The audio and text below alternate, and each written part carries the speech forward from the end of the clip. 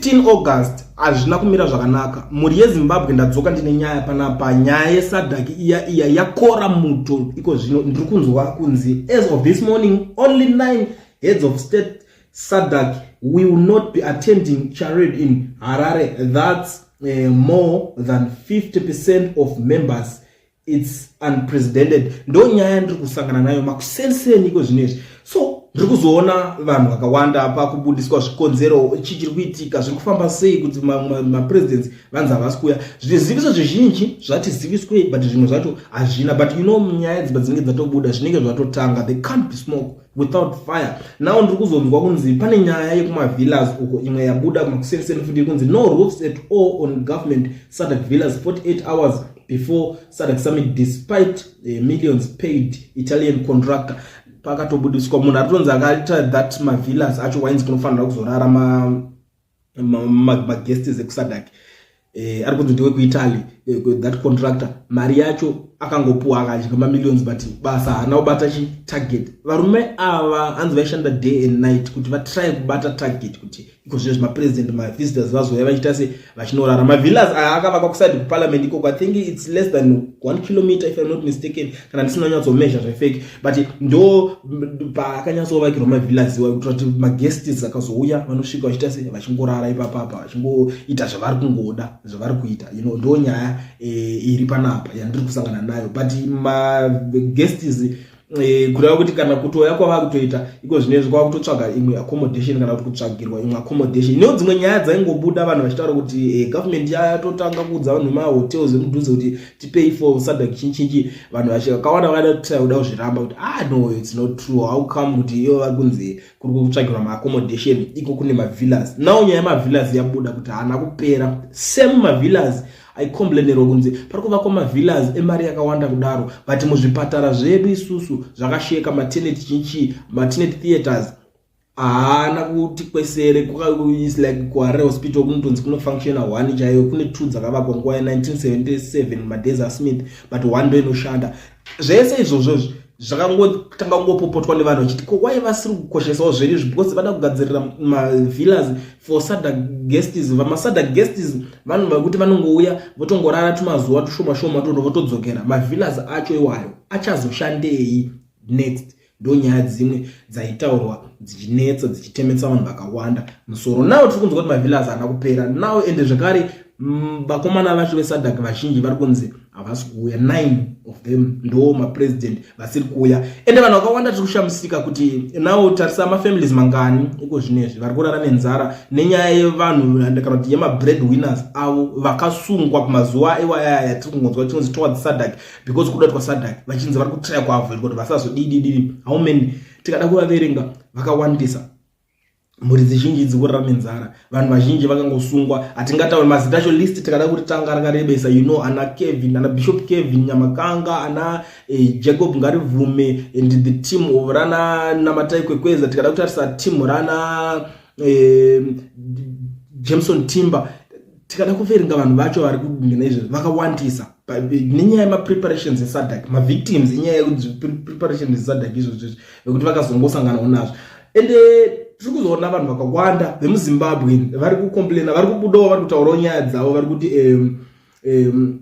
with the way I see things running for their lives from only 13 unarmed police at night in many locations, I can openly say ZANU-PF government is very safe in Zimbabwe, even if there's still 100 billion now. There is no chance that Zimbabweans will rise up.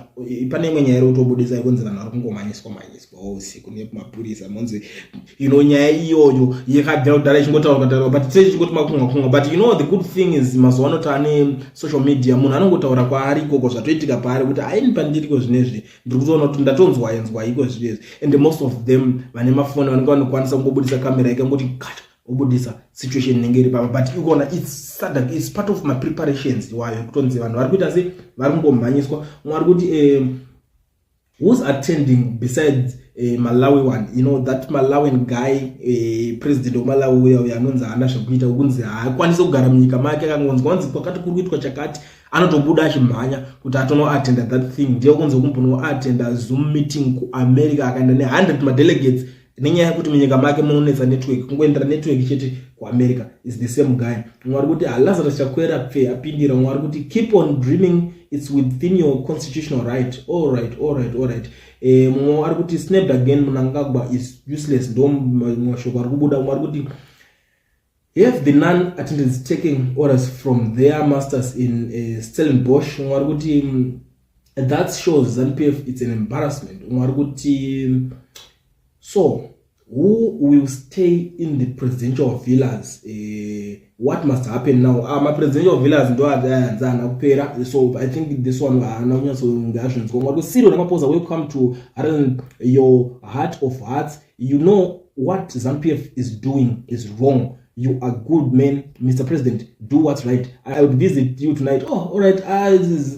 Ramaphosa meno kwa rutonza atoenda wekoko. All right. Mwari kuti handechona. All this SADC shenanigans is tomfoolery. How do they benefit the citizens? The citizens, it's all lies and more lies. All citizens slowly dying in this ZANU-PF made poverty because Zimbabwe is not poor. Why are we in poverty? Then SADC, this SADC, that no. Mwari kuti that's how you know we have useless president.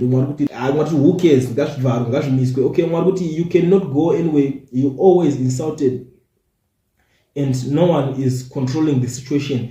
Unless if SADC was in another country, yes, you can go. Oh, pakashata, parikupisa. So ndo situation iripo ndo zvinzukutaurika hamadzadiwa nyaya tikuya nayo panapa yatiri kusangana nayo panapa parikunzi vanhu president 9 havasi kukwanisa kuuya and maZimbabweans vari kubuda vachireacta on that kuti right ngavaregedze kuuya vamwe vatonzi mwaenda kwakati mwandai pari nguva chete hanzi that Malawian guy the Chakwera guy obvious nekumozambique I'm sure vachangobatana vachingouya vachingoatenda vese vakadaro but mapresidential villas ndo nyaya zokubuda chinzi haana roof iko zvinezvi 48 hours tisatapinda pamisangano yacho. I don't know kusazoziva kuti roof ichazongogadzikwa po pateswa masiling po toitwa zvese po totanga kuitwa zvimwe here kana kuti zvichafambiswa sei. I am not sure kuti chichi chanyatsoitika ipapo but as of now ndo nyaya dzatiri kutambira dzatiri kunzwa dziri kubudikira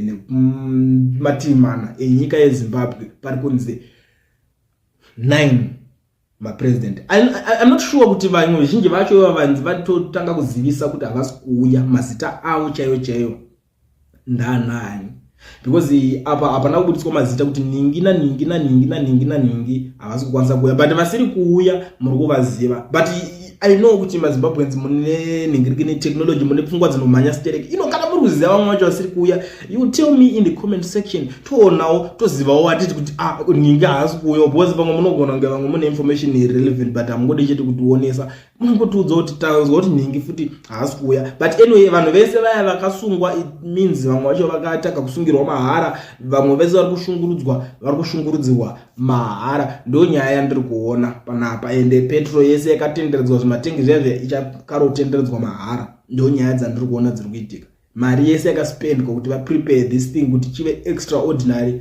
ichangovawo mariwo ichangonoenderawo mahara kana kuti ichangoenda chichema kusazivawo kuti haisi strategy refuti yekuti ava 9 vanenge vatowirirana kuti imimi musauye because imimi makauya imimi vanhu vanozoti chakati kana kuti kunyika dzenyu vanozoti chakati hatizoziva kuti zvinofamba sei because obviously unenge wangotumirwa ma-representatives but ndo nyaya ndana guys ndakakubatirai 9 havasi kuuya. What do you think panyaya yakadai so ende usabve panapa usina kulike this video kutira kuti ZANU-PF ipoikana these people vanofanira kutobatwa kana nechirwere chaicho chiningirikini chichihatatake vachingonzwa kuti muri kukomenda muri kulike kutira kuti shoko rifambe ikoko pressure ingowanda chese chinongopa pressure ikoko chete